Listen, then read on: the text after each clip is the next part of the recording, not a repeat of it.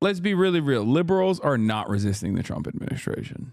They're not. Liberals are too busy, both in the halls of Congress and outside, clapping at the normalization of Donald Trump and the Republican Party, and also simultaneously celebrating how good they are at normalizing people like Trump.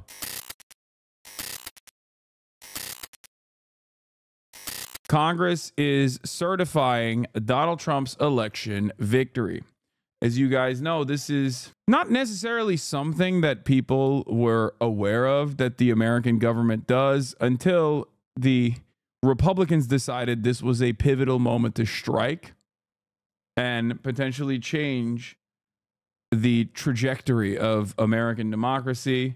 What is this? Oh no, it's happening again. Just keep this video to bait some views. To the Capitol, but those police are gone. I don't see anyone. When we were coming up on the other side, from the west side of the Capitol, we saw a van oh my God. and a group of National Guardsmen, and they were running into oh the my building. God, they're storming? Liberals are storming the Capitol? Hearing at them yelling, you know, not to forget their oath, that they made an oath to this country. I mean, really harassing these the National Guardsmen who were running into the building. And so it turned. Oh my God, they're doing it again. No, I'm just kidding. All right. I was the only protester outside Congress. Where was everyone?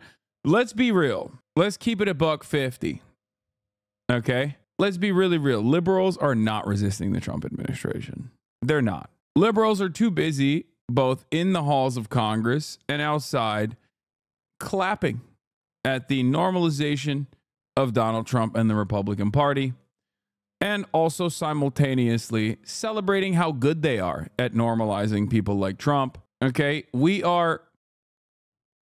Look at Lindy Lee. I hate libs so much. I mean, Lindy Lee is like one of the sweatiest and grossest operatives out there. So that's not even... She's like uniquely bad. But my point is we're done. It's over. The American Reich is here. Okay? It's... Some might say it's always been here, America KKK style. Mao standard English speakers rejoice. You were right all along.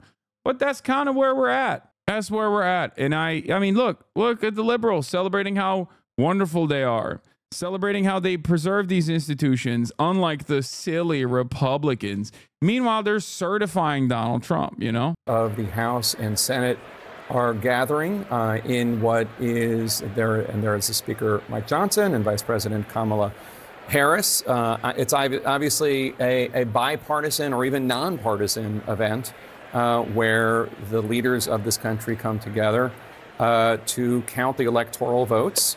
There's Ted Cruz, a senator from Texas, who was one of the main individuals who helped cause what happened 4 years ago by putting forward the falsehood that the vice president could somehow do something to stop the electoral count. There's Democratic leader Hakeem Jeffries with Catherine Clark, his number two. What are your thoughts as you watch this in action, Caitlin? Ted Cruz obviously was the first senator to object. And obviously, just looking back on this, what the vice president maintained at the time, as Mark knows well, is that he did not have the power to block the certification on this day 4 years ago. And he didn't. What we have seen is the Electoral Count Act that was passed reaffirming that interpretation of the law. So people like John Eastman, who Pence later referred to as a crackpot of attorneys that Trump was listening to at the time, could not make that argument. But also it changed the threshold for how many people have to object to lead to that moment. So even if we were in the exact same situation as 4 years ago, had this law been passed, the threshold would have had to have been much higher than what it was 4 years ago for that to actually happen. Let's listen in. Vice President Harris is calling for order. Pursuant to the Constitution and laws of the United States, the Senate and House of Representatives are meeting in joint session to... I'll be honest, it does kind of feel like maybe they didn't think Donald Trump was Hitler. Of course, this doesn't reflect my opinion on the matter. But it kind of feels like they didn't have any issues with Donald Trump's policies, and they certainly didn't have any issues with Donald Trump either, okay? And they don't have an issue with the Republican Party either. They went from this is not normal to maybe this should be normal, and this way it'll be fine. And for the record, it's really interesting because you see media coverage on Trump's inauguration, and a lot of people in the media are talking about how crazy it is that Google and Facebook and Jeff Bezos, they're all giving millions of dollars to Trump's inauguration funds. And it's not that weird if the elites have decided this is the way. If the elites have decided that Trump is just the Republican Party, and this is just how the Republicans are, and we just got to play ball with the Republicans, okay? Then yeah, it's not newsworthy, or it wouldn't have been newsworthy in the same way if companies gave money to the George W. Bush inauguration. To me, it just shows that everyone in America is ready to play ball. All of our elites are ready to play ball. He did the dang thing. He did it. He knew that he would face legal scrutiny, chose to fight against it by running for office again, successfully won the election, and now we're in his court. And the Democrats are, I think, totally willing to stand back and stand by. What is this? Jesus Christ, I've been giving money to this man for 29 months. Is today when they certify President Musk? Yes. Verify the certificates and count the votes of the electors of the several states for President and Vice President of the United States. After ascertainment has been had that the certificates are authentic and correct in form, the tellers will count and make a list of the votes cast by the electors of the several states. The tellers on the part of the two houses will take their places at the clerk's desk. You know, I just think it's so important to reflect on what we are seeing right now. We talked at the beginning about this complex being... I want to know what Blue Anon is going to do now, because I thought Blue Anon was talking about how Mamala is going to stop the steal. So as the admiral of the Blue Anon Brigades, West Coast Division General, I am at a loss for words here. I'm a little confused. I thought that we were supposed to wait for orders from Kamala Harris. I am the Blue Anon shaman, and as the Blue Anon shaman, I thought this was our opportunity to strike. Kamala was going to not certify. She knew something was up. I thought that the SpaceX had changed out the vote tabulations and that Kamala was going to strike while the iron was hot. What's happening? And as the leader of the West Coast Kamala Brigades, I've decided perhaps that they actually infiltrated Kamala, killed her, put her in a CIA black site because she was fighting against the deep state. And this is a clone. That's right. I think Kamala is a clone. Meanwhile, this is liberal January 6th. A crowd of hundreds, if not 1,000, showed up to Meridian Hill, Malcolm X Park, for today's community snow fight in D.C. There it is. Liberal January 6th is happening. And what's funny is they'll also talk about how, like, sweet it is. Like, they'll talk about how great it is that, like, you know, look at us. We're adults, unlike those Republicans. Remember, and there's truth to that. Yes, liberals will not, throw their hands up and try to resist or do something about the situation. But then they'll also say, look at that. That's actually a virtue. It's actually a virtue that we are not even resisting the Trump administration after we said he was a Nazi. I still think he is, for the record. Only time will show how much of a Nazi he is, but being fortified. But it's being fortified Objection. Despite the fact that this is peaceful. Without objection, the tellers will dispense with reading formal portions of the certificates. After ascertaining that the certificates are regular in form and authentic, the tellers will announce the votes cast by the electors. A liberal insurrection would have looked very different. We would have escorted the original Broadway cast of Hamilton into the galleries. They would softly sing "History Has Its Eyes on You" as members of the GOP spewed their lies. Yeah, we would do woke gender as well. We would also only tactically snap. Okay, I say we because remember, I am the Blue Anon Brigadier. Okay, we would also snap, no clapping, just snapping. Guava Shaper, thank you for the 10 community gifted subs. Okay. We would do gender. We would do woke gender. Okay. Broadway musical, jazz hands. We would do a land acknowledgement after the insurrection or before the insurrection. Okay. Just remember, we have to do a land acknowledgement first and foremost. We'd have to put we'd have to put marginalized people on a single file line, put them in the front lines, you know, and of course, mandatory drag. For each state, beginning with Alabama. President, the certificate of the electoral vote of the state of Alabama seems to be regular in form and authentic, and it appears therefrom that Donald J. Trump and then the end of the insurrection would be ensuring that we secure enough funds to give to Israel. Another $8 billion to Israel, to be exact, which is what Joe Biden is doing. We would cherish that, and we would celebrate him for doing that. The state of Florida received 9 votes for president, and J.D. Vance of the state of Ohio received 9 votes for vice president. Madam President, the certificate of the electoral basically what's happening right now, the tellers alternate California reporting on the authenticity and the... I think it's so funny. This is yet another testament to the reality that Donald Trump has dramatically changed American norms, American institutions, American politics, and reshaped it in his own image.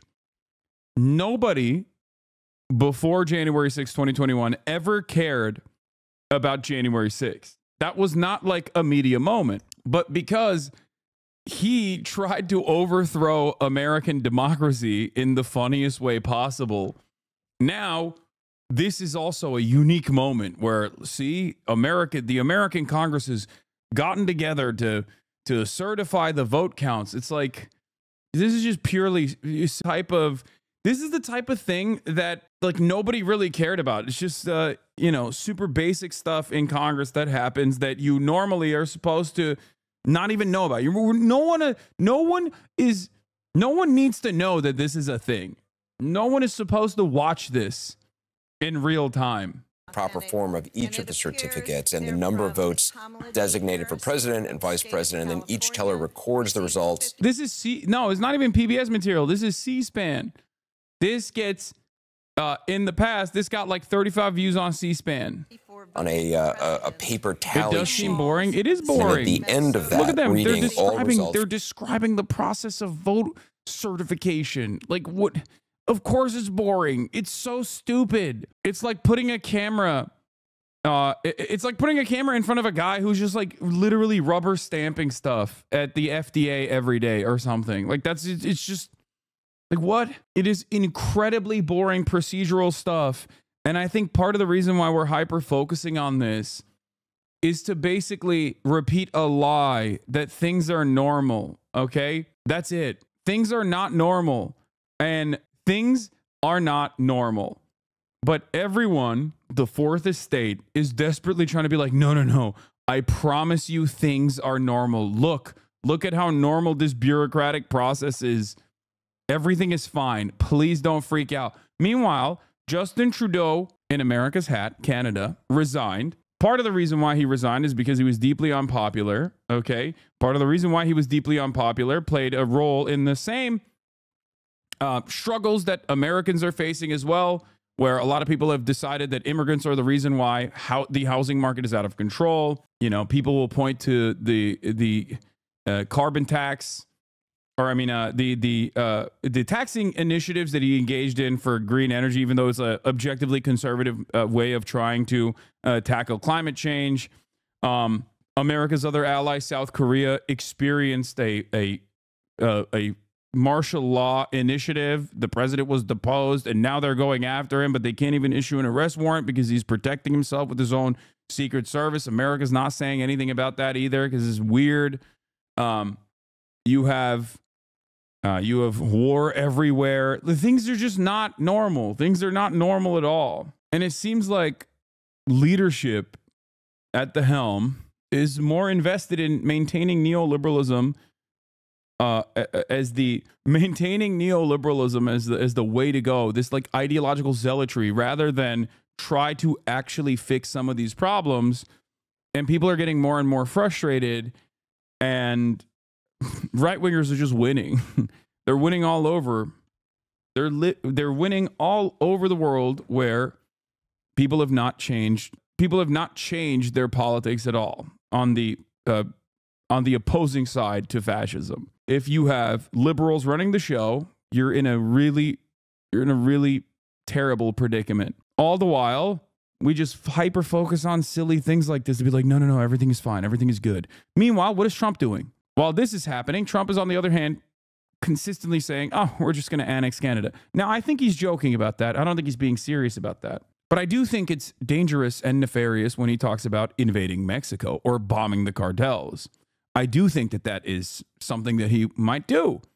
I don't think he's joking about that. But as it stands, I fear as though we will just keep looking at things like this to be like, no, everything is fine. Everything is normal.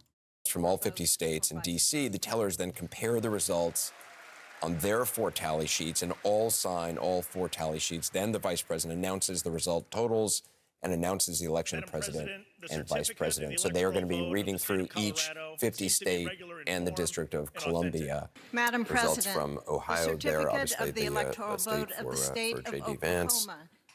Back with the team here in New York as we continue to watch what is going on to the counting of the ballot from each of the states. Congressman, you were there 4 years ago. Is it odd watching this? It is. Well, the funny thing is, we were kind of talking offline here. I was present for 12, 16, and then 20, obviously that thing. And usually, this is a non-event. I mean, I would go, kind of show up, they'd open the session, half the time I'd go back to my office because you don't even need to be on the floor. And this is over in an hour. And that's how it should be. This is great that it's happening this way. But for me, it's surreal because my attention on what January 6th is obviously has been colored by what January 6th was 4 years ago. That I forgot how quick this actually happens and how really perfunctory it actually is. So this is a good thing today. Again, the new incoming president will make the decision whether he wants to move on from January 6th or not. I'm fine whatever he decides. I think the country would be better off if he did. But yeah, it's good to see this happen today. Do you think January 6th, years from now, is a date that will live in infamy? Jesus Christ. Yeah. January 6th is like, at this point, I think it's 100 9/11s, I think. Worse than 9/11 times 100. Obviously, no one cares about January 6th. Who cares? Let the man overthrow the government in peace. Leave him alone. I mean, he is doing that right now, by the way. Ironically enough, he is kind of doing that. So if your argument against Donald Trump is that he destroys institutions because you're a norms respecter, an institution defender, then yeah, you're very frustrated about January 6, 2021, and you're not frustrated about January 6, 2025. That's the point. This is exactly what I'm trying to explain to you. Okay? Liberals don't like January 6, 2021 because that destroys institutional norms, because they only care about preserving institutional norms. They don't care about losing to Donald Trump gracefully, graciously. And, falling on the sword like this. That's it. He used the phrase used for other events. I'm not comparing it at all to I think we live in split screen America. I think for some of the country it will, and it'll be remembered. I think otherwise it'll fall to the history books. And the reality is this. Most of the country did care. It rubbed them the wrong way. They didn't like it. That showed up consistently in polling, but it just didn't rank in the top issues at the end of the day. And I think this was such a historic and wild election cycle, and so many other dynamics entered the last 4 years that in many ways the events of January 6th were eclipsed. And there's a certain privilege involved. I acknowledge it with myself in being able to say, well, I'm a voter against January 6th. I'm voting this way because that day crossed the boundaries for me. But if you feel like the cost of living is too high, the border hasn't been secure, groceries cost too much, and you think that a different candidate, you think Donald Trump's better on that, then you know that January 6th is what caused Putin to invade Ukraine, right? It also gave Netanyahu the permission structure to do Israeli expansion on Gaza.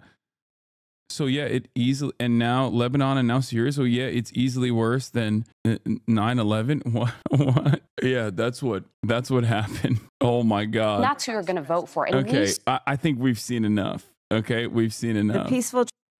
Yeah. Breaking news. Kamala Harris announces she will oversee the certification of the 2024 election, and she's going to do it. She's going to do it gracefully. Transfer of power is one of the most fundamental principles of American democracy. As much as any other principle, it is what distinguishes our system of government from monarchy or tyranny. Yeah, breaking news. Elected official is going to do her job. Yeah, breaking news. Breaking news. Tomorrow, Kamala Harris is also going to sign off, she's still going to continue overseeing the Senate. Breaking news. As the vice president, this is her duty. Breaking news. On January 20th, they will hand over the reins of the government to Donald Trump's administration. Breaking news. Yeah, I know.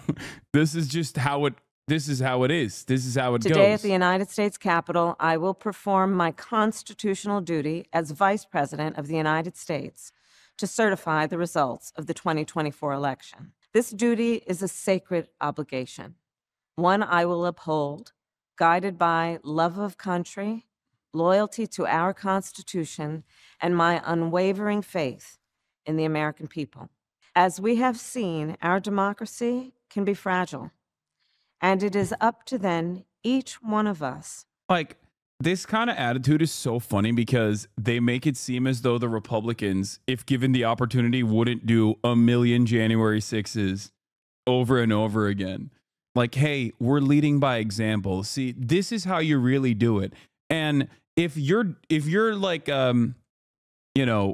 engaging in this pageantry of a normal piece of the process, normal bureaucracy, as though this is a valuable lesson to instill upon the American public, make no mistake, they do not care.